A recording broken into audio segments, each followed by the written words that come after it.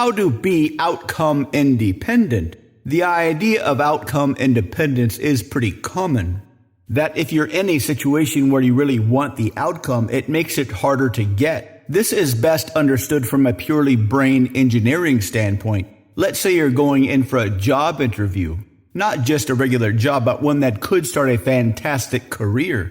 When you are practicing in the abstract, it seems pretty easy. You imagine the questions. You imagine giving decent responses. Then you imagine the best case response from the interviewer to your responses. You feel pretty good, but then you show up. You see all the other dudes waiting for their turn. This is when doubt starts to creep in. You see a few guys that look smarter than you. They're dressed better than you. Before you even go into the interview room, you're not so sure of yourself. This triggers a very ancient confirmation bias.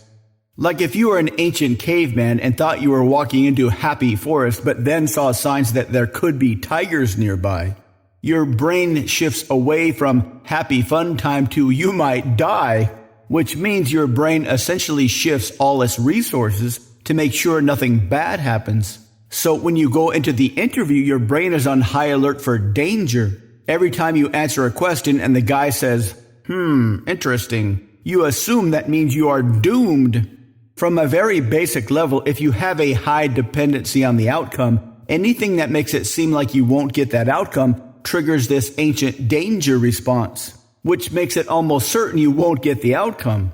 This is easy to fix in theory, just not to be focused on the outcome. But in practice, it's not very helpful. Suppose you were overweight by a few 100 pounds, and you asked your doctor for help, and your doctor said something like, well, when you're hungry, just ignore your desire to eat.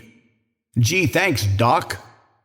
Unfortunately, in any conversation that might lead to sex or money, like conversations with gorgeous people or job interviews, just turning off your desires for these things is just as difficult as not eating when you are hungry.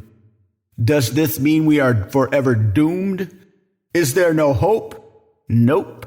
Luckily, this problem has been a problem for a long time. The ancient Stoics way back in the BC had a solution: to focus on the shooting of the arrow, not on the hitting of the target. This is more than a 2,000-year-old way to be outcome independent.